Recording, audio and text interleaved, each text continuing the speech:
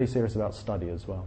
So we had classes in the mosque every day of Arabic and fiqh and so on, and I soon began to teach in the mosque as well, because we had about 100 children in the community that we educated ourselves. We didn't go to non-Muslim schools, and that was part of our ethos. We had our own businesses and we worked for each other, and we lived as much as possible a purely Islamic existence within the prevailing UK non-Muslim culture. So we had our own school, one of the first Muslim schools in England, I think, and I taught Arabic and Quran to the children, and also other subjects, history and geography and English and so on.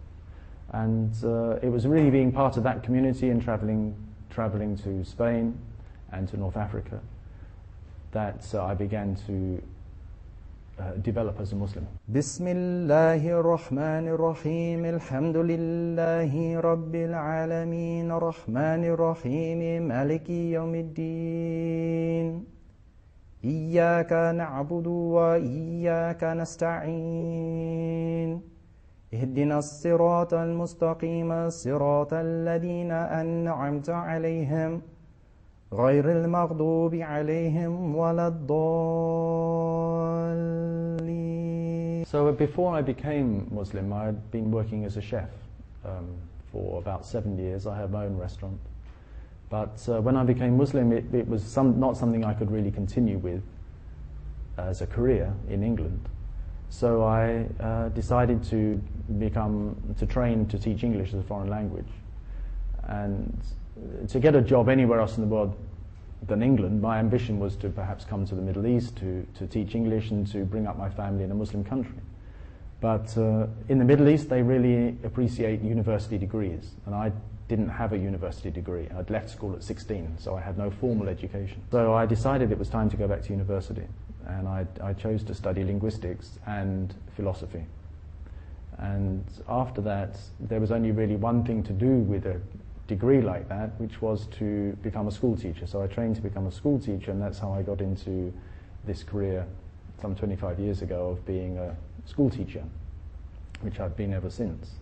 I went on to further studies in religion and did a master's and so on. And what's interested me since that time is this perception that people don't seem to know what's going on with their lives, don't seem to know what's going on in the world. And why is it historically that Western civilization has arrived at this point where it's on the one hand dominant in the world, but on the other hand completely nihilistic and without any sense of direction and very, very destructive? Now, how is it that way of life and philosophy has established itself so powerfully? And it's all tied in with technology as well, which is the technological attitude is a very destructive attitude. It's not the technology in itself, but it's the attitude that sees the world as something to be used and something to be used up, and sees people as a resource rather than as individuals, but this philosophy that sees people as a resource as well. And somewhere along the line, Western civilization lost its thread, and I think we're coming to the end of that time now. And interestingly, it didn't start out like that. Something went wrong about 2,000 years ago, which has led to the situation that we have today. So my interest in education is, how can we find a form of education that wakes people up and sets them on the Sirat al-Mustaqim with a full awareness of who they are and where they are and what they're here for? Not just a superficial awareness, but a profound understanding of the human condition and what has to be done to bring the world back to some kind of sense of order and sanity from the situation that it's in at the moment. I first met Manon when we were both 14, and I went to France on a school visit, and we met each other at that time.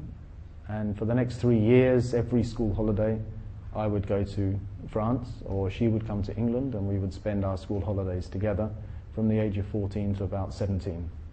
But then circumstances took us apart. Manon actually finished school a year earlier than me, so she had the need to move, and I still had a year to finish in college. So we split up at that time and went our separate ways. But from that time onwards, I'd often thought about her, and that I would like to see her again or find out how she was getting on. And so much later, after my first wife and I had unfortunately divorced, I went back to Paris just for a holiday, and out of a kind of sense of nostalgia, I went back to the area in the second arrondissement where Manon lived with her family in the 60s and early 70s. Opening the door just to see what it was like inside, one of these old Parisian buildings, you know, and the door was open. I looked inside and saw that there were still the letterboxes on the wall with the family name still on the letterbox. I was absolutely astounded because I thought that there was no way that our lives would ever become entwined again. My parents had moved about 10 times, you know, so the idea that her parents might still be living in the same house was extraordinary. So I wrote a letter to the house to say, hello, how are you, do you remember me? And then sat back and waited to see what would happen. I had no idea what had happened with her life, or where she was, or if she was still alive, or what she was doing, or anything. J'ai eu des nouvelles d'Ibrahim, qui à l'époque s'appelait Simon, par ma sœur. I received news from Ibrahim, who was then still called Simon. In fact, I was living in the island of Réunion. It is a French department in the Indian Ocean, some 15,000 kilometers away from France. When my sister called me to inform me that they just had received news from Simon, I was not especially shocked, more kind of amused, whereas my sister was really excited for me. In fact, I had been alone for long, a chosen loneliness, because I was happy and satisfied with a very demanding career, and I had very little time for anything else. When I first contacted Simon, I learned about his conversion to Islam, and I was under shock. Although I was not against Islam, I was really shocked, because it is something that has a strong impact on someone's life to be a Muslim. Regardless my openness to different faiths at that time, I felt Islam was particular, politically, in its practice, in its tradition, in so many ways. I felt that our relation would probably be difficult.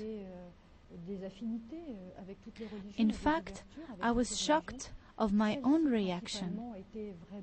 I thought to myself, what is the matter with you? You have surahs on the wall. I then realized that becoming a Muslim, or just sharing something deep with Islam, was difficult as a French, simply because in our society nothing is done to facilitate this relationship. Even if in France things seem to be going on smoothly, there is without a doubt an existing and fed concept of contradiction between being French and being a Muslim. And without even realizing, this is the way I had been brought up. Although, deep inside me, something was attracted to the Islamic art and culture, and the attitude of Muslims I knew giving me their affection and enjoying sharing with me.